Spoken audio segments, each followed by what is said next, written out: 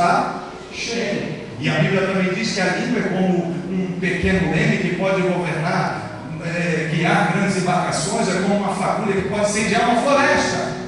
Por isso, o falar em línguas é tão poderoso.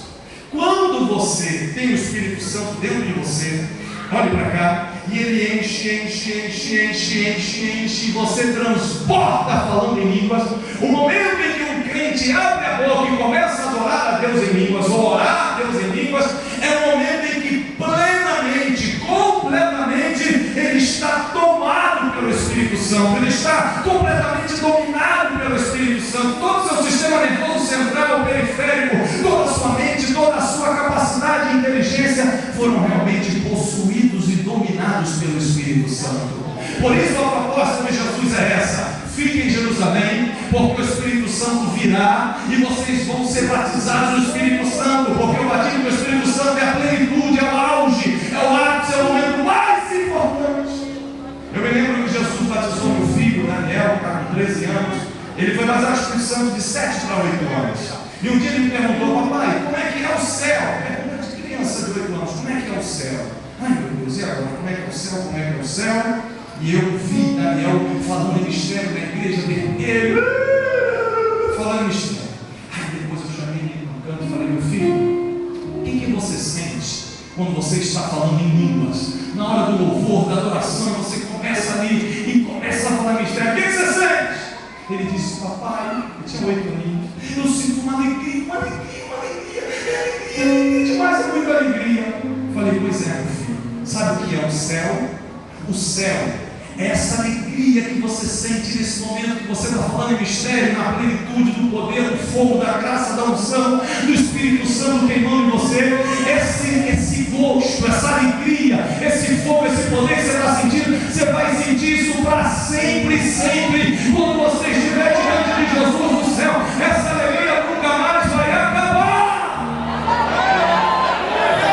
Quando você está adorando a Deus aqui em outras línguas, meu irmão, você está tendo uma degustação, uma amostra grátis do que será a alegria na eternidade com Deus, na Jerusalém celestial. Jesus vai ao seu assunto. O que o Senhor tem para falar na sua despedida? O Senhor vai embora para o céu para o seu último recado. O último recado de Jesus é esse: fiquem em Jerusalém, não saiam, porque o Espírito Santo virá e vocês serão batizados no Espírito Santo. Jesus está anunciando o reino de Deus. Jesus está anunciando o que há de mais importante na vida de uma pessoa e na igreja como um todo. Agora escute. Jesus fala sobre a vinda do Espírito Santo, sobre essa passagem de bastão. Olha o versículo 6. Qual é a reação dos discípulos? O que esses 500 crentes estão pensando enquanto ouvem Jesus falar sobre o Espírito Santo?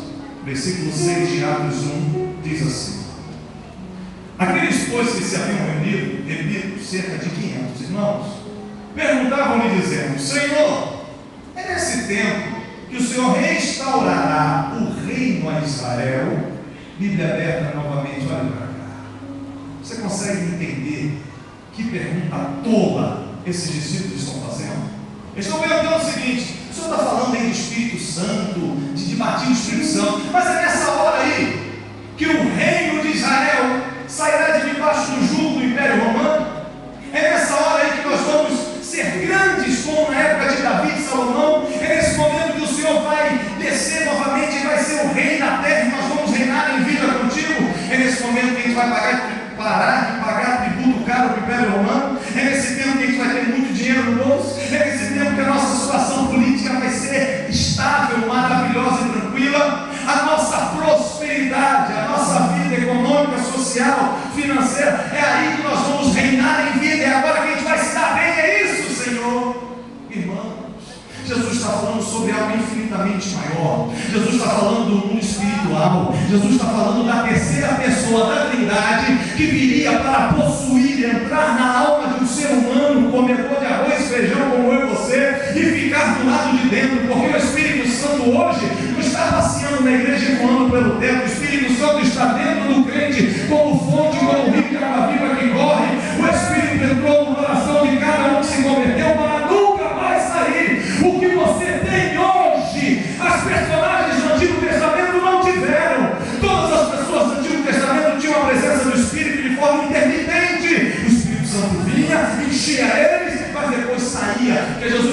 tinha morrido.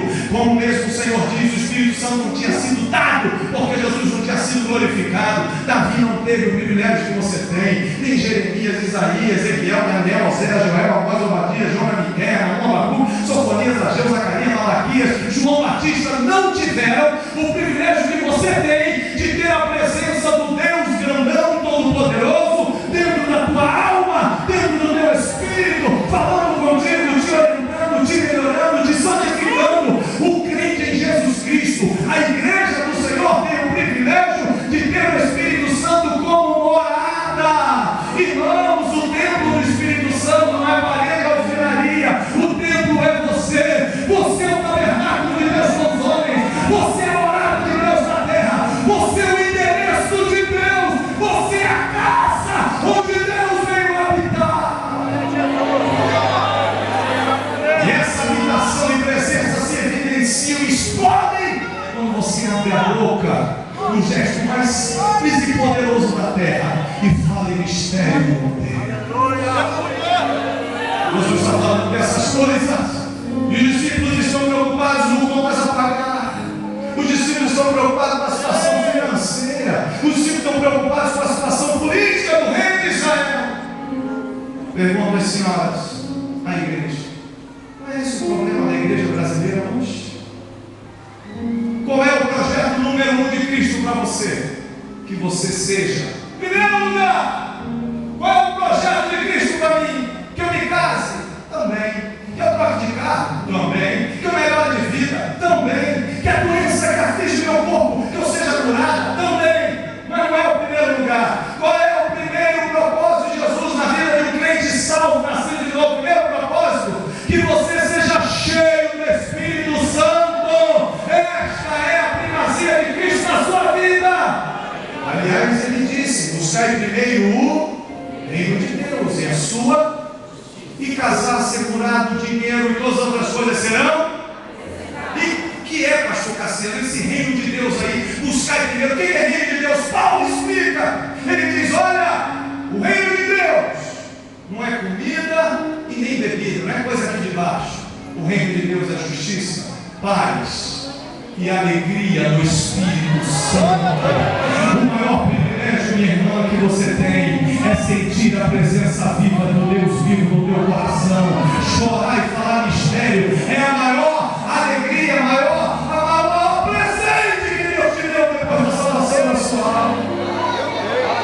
Mas a cosmovisão, a maneira de pensar e de enxergar a vida dos discípulos está longe disso. Jesus está falando para eles: fiquem de Jerusalém, o Espírito Santo vai chegar, vocês vão ser batizados, é bênção. E eles estão preocupados com o reino da terra, com o reino milenar de Cristo. Dessa maneira, Jesus. A cabeça estava nas coisas da terra, quando o assunto é de cima, o assunto é celestial, o assunto é espiritual. Jesus fica tão chateado com essa pergunta que lhe fizeram, que olha a resposta dura que ele dá no versículo 7. Versículo 7 de Atos. Respondeu-lhe Jesus: a vós não vos compete saber, ou seja, não é da sua conta, não interessa, o assunto não é esse. Os tempos ou as épocas que o Pai reservou a sua própria autoridade. Eu não estou falando de reino da terra, eu não estou falando de resolver seus problemas particulares, eu não estou falando de como você vai colocar sua vida aqui embaixo, eu estou falando do Espírito Santo que vai chegar e vai mudar a vida de vocês para sempre. É o Espírito Santo em primeiro lugar que nós devemos buscar na nossa vida mais do que tudo, meus irmãos. Esse é o último recado de Cristo antes de ir embora para o céu. Mas a cabeça do povo está na terra. Jesus dá uma bronca neles e volta para o assunto principal. Qual é o assunto principal antes do nosso Senhor e Mestre ir embora? Versículo 8, volta para o assunto. Mas o que eu estou querendo que vocês entendam, o que eu estou preocupadíssimo que vocês venham absorver e viver, mas recebereis a virtude do Espírito Santo, que há de vir sobre vós. E com essa virtude, Jesus cria uma situação essencial, básica, sine qua non. Com essa virtude vocês serão minhas testemunhas. Aonde? Em qualquer lugar. Com o Espírito Santo você testemunha em qualquer lugar. Sem o Espírito Santo você não é testemunha em lugar nenhum. Para ser um discípulo de Jesus,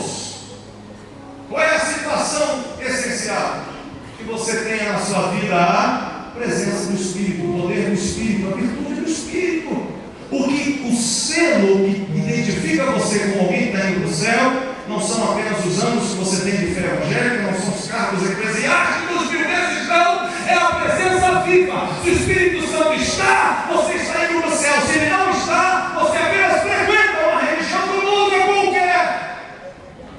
Recebereis a virtude para ser minha testemunha, porque sem o Espírito Santo ninguém vai testemunhar de mim, diz o Senhor. Sabe como isso se evidencia na prática? É simples, escute. Vamos supor que um pastor tem uma igreja com 100 membros, e esse pastor, num dia de sábado como este, chega para a igreja e diz: irmãos, amanhã 3 horas da tarde a gente precisa testemunhar de Jesus, a gente precisa fazer evangelismo, seja qual for a estratégia, vamos ao hospital tal, vamos a uma penitenciária, vamos entregar de casa em casa, vamos fazer um culto na praça, seja o que for, nós vamos evangelizar amanhã, convoco toda a igreja para estar comigo amanhã 3 horas. Se nessa igreja de 100 membros, 10 aparecerem para o evangelismo, 10, pode haver uma malhota, saltar nas brasas, avivamento todo, porque a maioria não quer evangelizar, a maioria não quer, e não quer por quê? Porque está seco, porque está louco, porque não tem Espírito Santo na vida, não tem relacionamento real com Deus, é apenas uma prática de assistir cultos, de frequentar o templo, mas Espírito Santo para valer não existe mais, porque só testemunha e fala de Cristo quem tem o Espírito Santo. Um outro exemplo prático: quando meu filho foi batizado com o Espírito Santo com 8 anos de idade, isso aconteceu na Bahia, e faltou aula na segunda-feira, porque voltamos de viagem. Na segunda noite, o menino chega para mim e diz: papai, tem folheto aqui em casa? Eu falei: tem, filho, mas tem uma menina muito boa aí, tal, tem uns folhetos assim. Por que você quer folheto? Ah, porque eu tenho que amanhã entregar um para minha professora, também tem um amiguinho assim que eu preciso, ele tem que ir para o céu, papai, ele pode ir para o inferno, eu vou entregar para ele, me dá mais um que tem um outro amiguinho lá que é assim. Imediatamente após ser batizado com o Espírito Santo, acendeu na alma dele a vontade de ganhar almas. Quem hoje não tem desejo em salvar almas é porque está vazia, sem Espírito Santo na vida, está seco, está louco. O projeto de Cristo é inteligente. Eu estou indo para o céu, o Espírito Santo ocupa o meu lugar, ele entra em vocês, e é ele que vai impulsionar vocês para falar de mim, para anunciar as palavras. Ele é que vai fazer a obra. Mas quem estiver vazio, não adianta, que não vai fazer absolutamente nada mesmo.